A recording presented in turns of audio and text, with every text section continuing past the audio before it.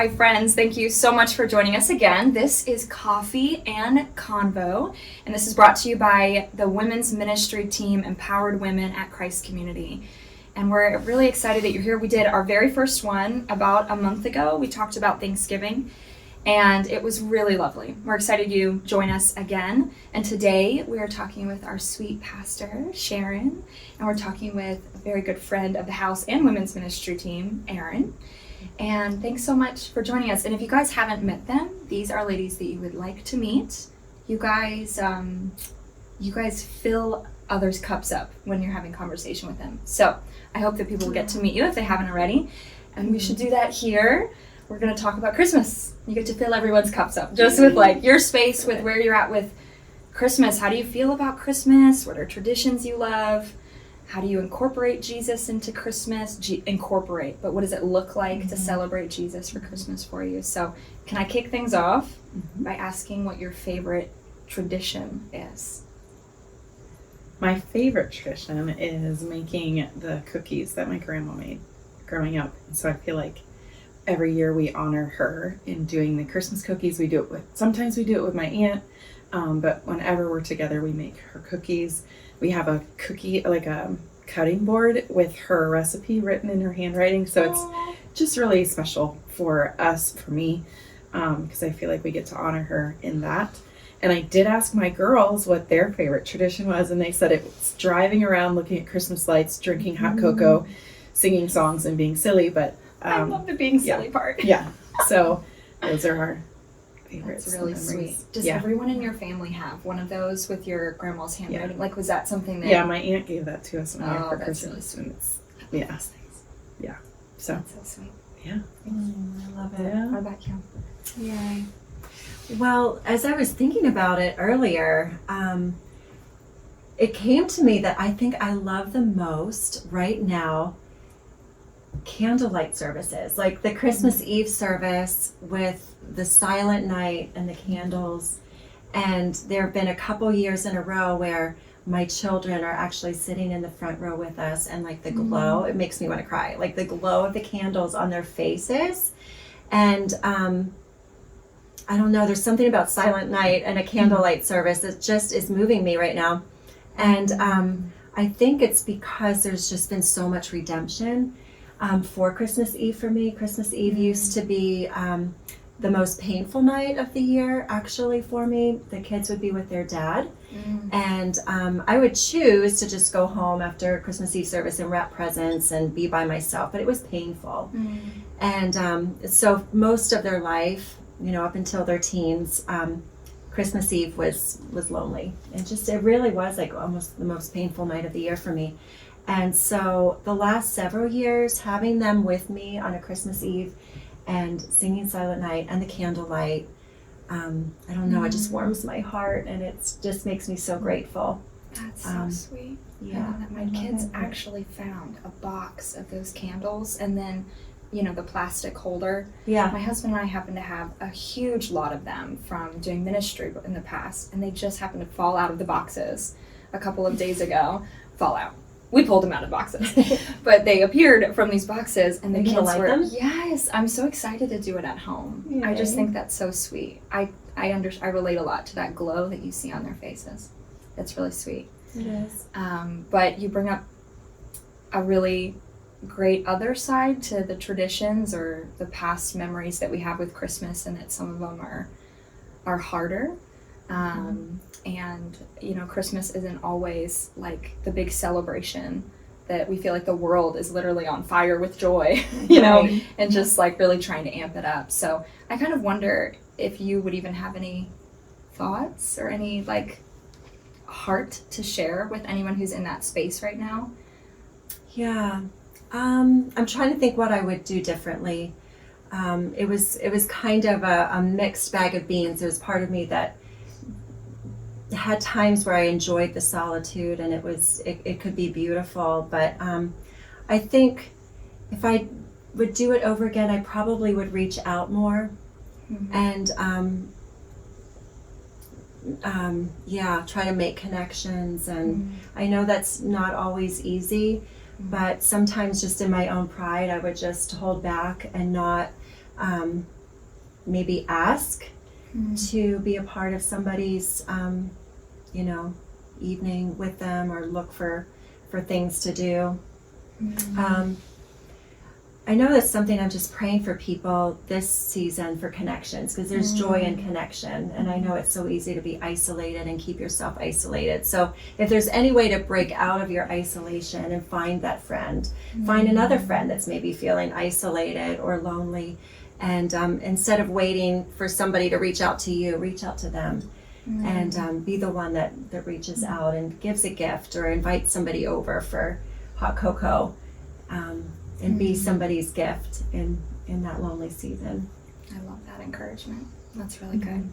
Well, what is your favorite part of the season? Like the whole season, not just Christmas part, or maybe not a tradition, but like what really warms your heart about all of it? My favorite part is the way it makes us slow down. Even in the busyness of all the extra things, there is still this overlying call that draws us to just settle in the midst of the crazy fun.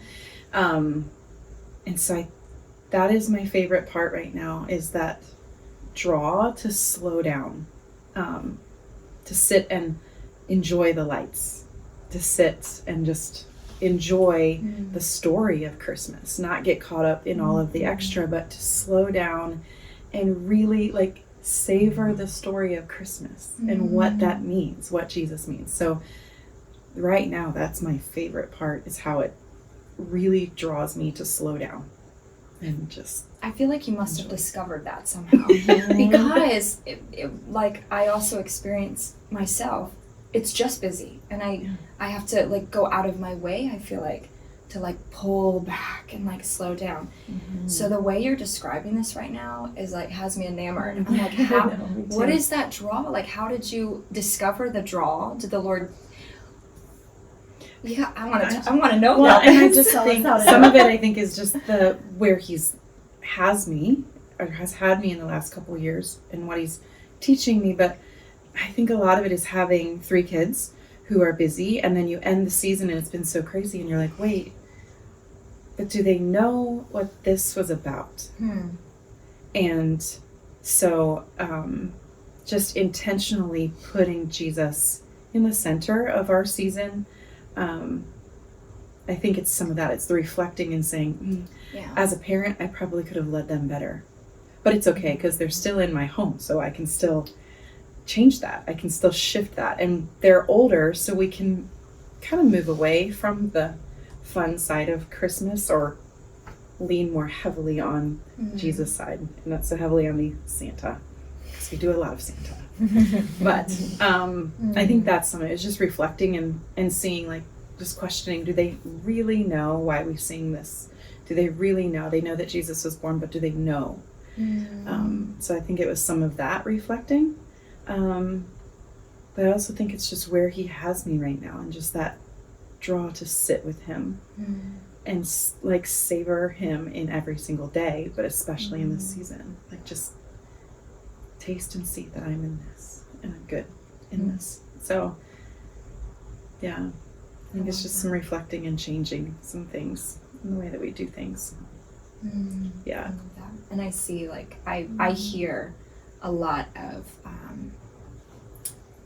responsiveness from you too. You self-reflect, but then you're responding to that call. Maybe that's why you were calling it a draw, because you're I'm responding to something. And so I see that in you, and think we could all use a lot of that.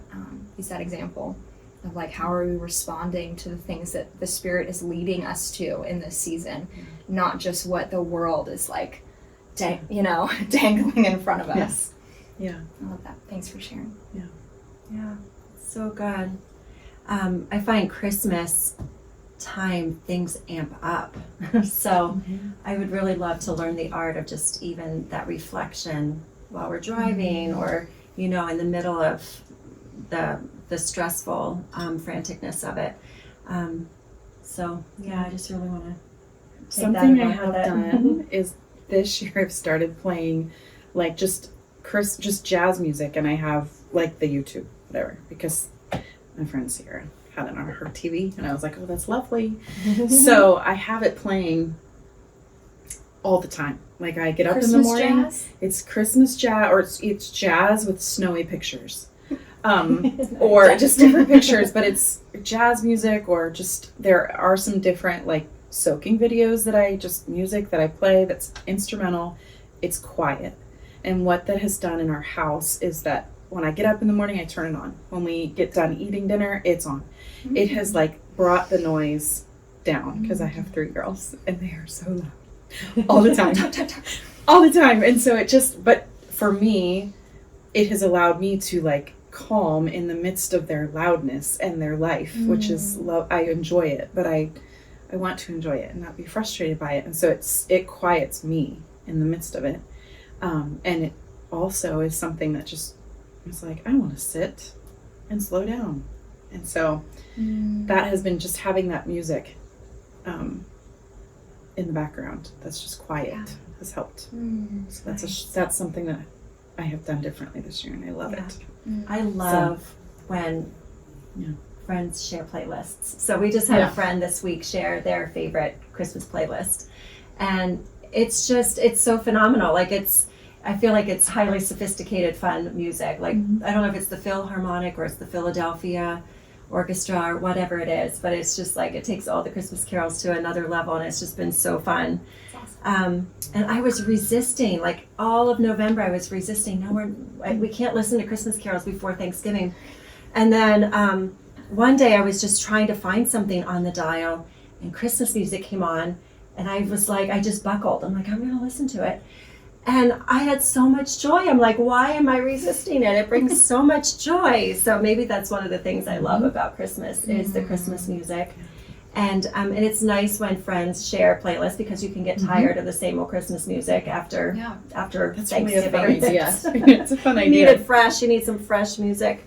So that's definitely a favorite thing.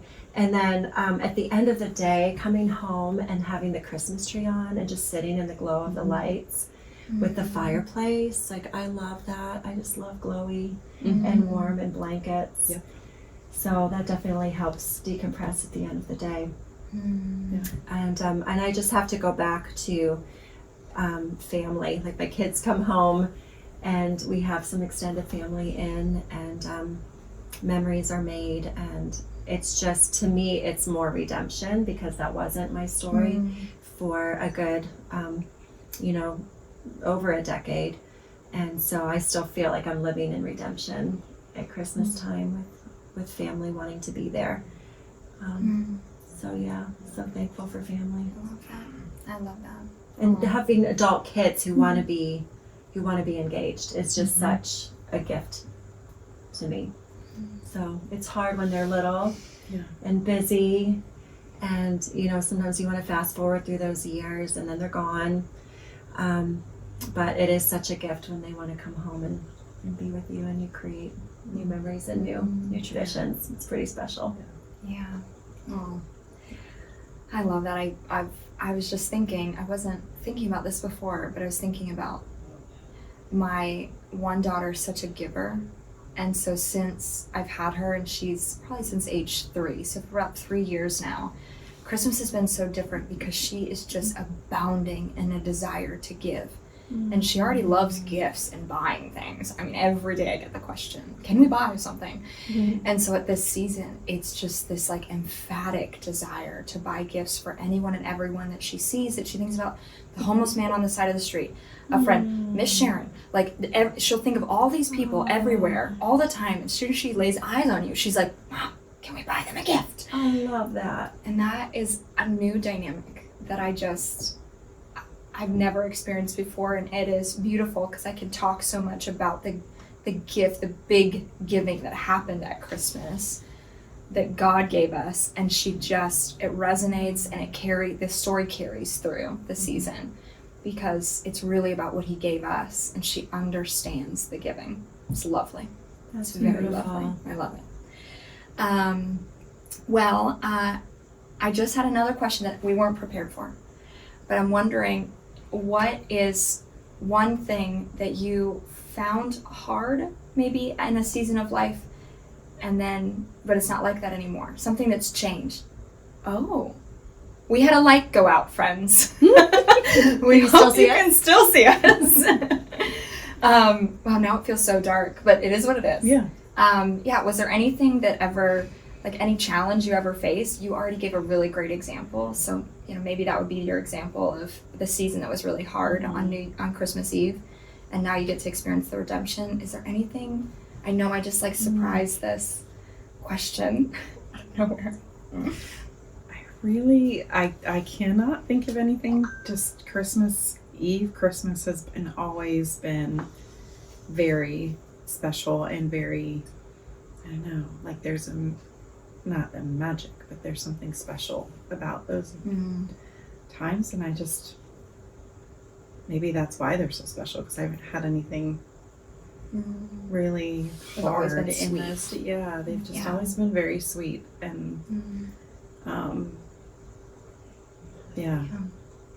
I have another one. Go. Well, I didn't just not have my kids on Christmas Eve. I was single, and I just was pining for a man for probably 12 solid years on Christmas, just wanting to share the holidays with and all somebody. those Christmas love songs. I know. They hammered you. I know. I feel for all those lonely hearts out there. It is hard. So I'm so thankful for my husband. And he too has a redemption story, because he would actually call the holidays the holidays, because he hated the holidays. They were lonely. His parents got a divorce when he was a young adult, but it just changed the dynamic of Christmas. His siblings wouldn't get together anymore. It was such a lonely time of year for him. And so it's actually very redeeming for both of us. I love that. Yeah, like he might have gotten a pair of socks for Christmas, a friend might have invited him over for Christmas, and he would sit there and watch all their kids open up their presents, and maybe he'd get something. So I love spoiling him now. I love buying him lots of presents and making up for it. So I love that. That's so sweet. Okay, we only have a couple minutes, but can we finish off with, tell me something that is an awe moment about Jesus and about his birth, something that what moves you the most, or is moving you in this season when it comes to Christmas and the gift of our Savior. Who wants to go first? I can go. So this season, we are doing Advent as a family, and this is the week of peace is the theme of this week, and that has really hit home with me this week, and just recognizing that the word peace doesn't always mean calm and quiet, but it's the wholeness and the completeness that we get to have because Jesus came, and we can have that redemption with him, that even in the storms of life he redeems. Even in the storms of life, he takes what feels so broken and incomplete, and he makes us whole. And so he is the one who calms the storm. He is the one that tells the wave to be quiet and to be still. But he's also the one who makes us whole in the midst of the storm. And wrapping my head around that this week has been really special, that he came and people were looking for a ruler to come and defeat the Romans or to rescue them. And he did it in such a different way, and how so many times I think I'm looking for him to rescue me in a different way, just like they were. And he's like, I'm stepping into this storm.